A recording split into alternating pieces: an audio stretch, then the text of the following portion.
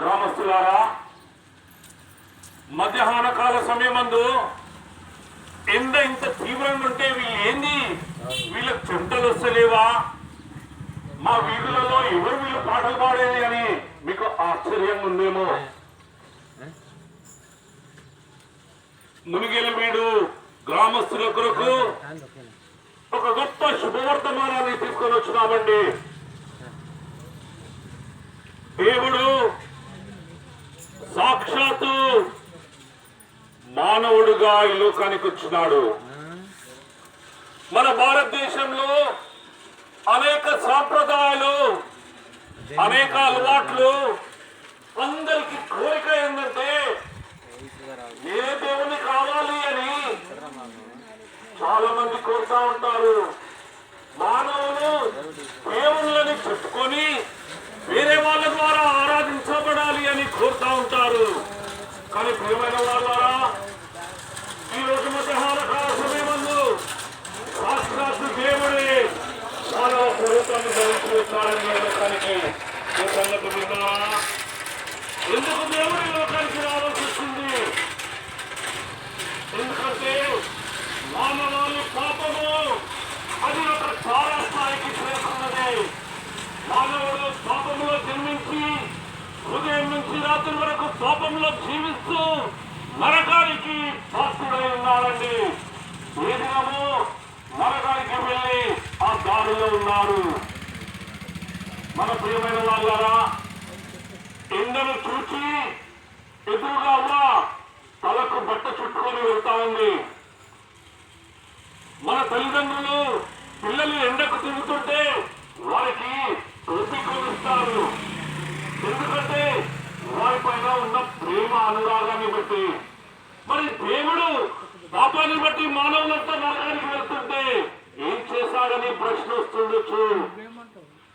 అదే ప్రశ్నకు జవాబుగా సాక్షాత్ దేవుడు ఈ లోకానికి మానవ స్వరూపాన్ని ధరించి వచ్చినాడు. పాపానికి రావాల్సిన నరకపు శిక్షను తీసివేయడానికి దేవుడు నీ నా పాపాల కొరకు ఆయన కల్వరి శిలువలో రక్తాన్ని కార్చినాడు.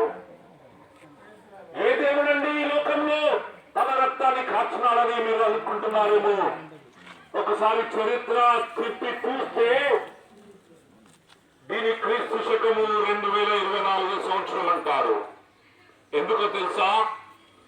దేవుడు మానవ స్వరూపాన్ని ధరించే లోకానికి వచ్చినప్పుడు ఆయనకు యేసు అని పేరు పెట్టినారు. యేసు అంటే రక్షకుడు. దీని నుంచి రక్షిస్తాడు. ఎండ నుంచి రక్షించడానికి టోపీ కనుక్కున్నావు, నరకాల నుంచి రక్షించడానికి ఆ యేసు ప్రభువారు నీ కొరకు ఆయన ప్రాణం పెట్టడానికి వచ్చినాడు. ఎందుకంటే పాపానికి క్షమాపణ అన్ని గ్రంథాలలో ఏం ఘోషిస్తుందంటే పరిశుద్ధ రక్తము చిందించకుండా పాపానికి ప్రాయశ్చిత్తము లేదని. అందుకొరకే దేవుడు పాప ప్రాయశ్చిత్తాన్ని నెరవేర్చడానికి యేసుక్రీస్తు నామములో ఈ లోకానికి వచ్చి నీ నా పాపాల కొరకు ఆయన కల్వరి శిలువలో ప్రాయశ్చిత్తాన్ని చెల్లించినాడు. ఆయన నీ కొరకు నా కొరకు బలి అయిపోయినాడు. ఆయన దేవుడు కాబట్టి ఆ యేసు ప్రభువారు మూడో దినము తిరిగి లేచినాడు. ఈ రోజు యేసు ప్రభు సజీవుడైన దేవుడు నిన్ను పిలుస్తున్నాడు. ప్రయాసపడి పాప భారముతో ఉన్న సమస్తమైన వాళ్ళరా నా దగ్గర రండి, నేను మీకు శాంతిని, పాప క్షమాపణను, శాంతిని, సమాధానాన్ని ప్రసాదిస్తానంటున్నాడు. ఈ మధ్యాహ్న కాల సమయమందు నీవు దేవుని దగ్గరకు వెళ్ళాలని ఆశ ఉందా? నీ పాపాలు క్షమించబడాలని కోరిక ఉందా? నీ ఇంట్లో శాంతి సమాధానం కావాలని వెతుకుతున్నావా? వీటన్నిటికీ కేవలం యేసు ప్రభు మాత్రమే నీకు ఆ విడుదల ఇవ్వగలుగుతాడు. దేవుని గ్రంథము ఏం సెలవిస్తా ఉందంటే ప్రభు అయిన యేసుక్రీస్తు రక్తము ప్రతి పాపం నుండి కడిగి పవిత్రపరుస్తుంది అని. ఈ రోజు నువ్వెవరైనా పర్వాలేదు, యేసు ప్రభువా నేను పాపిని, నన్ను క్షమించు అంటే అట్టే నీ పాపాలు క్షమించబడతాయి. ఆయన దేవుడు వాగ్దానం చేస్తున్నాడు. ఆయన నీ పాపాలు క్షమించడానికి తయారు ఉన్నాడు.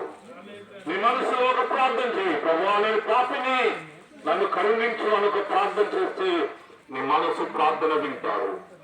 ఇంకా దీని విషయం తెలుసుకోవాలంటే మా సిస్టర్స్, బ్రదర్స్, మా సహోదరులు మీ దగ్గరికి యేసుప్రభు వారి చరిత్రను తీసుకుని వచ్చినారు.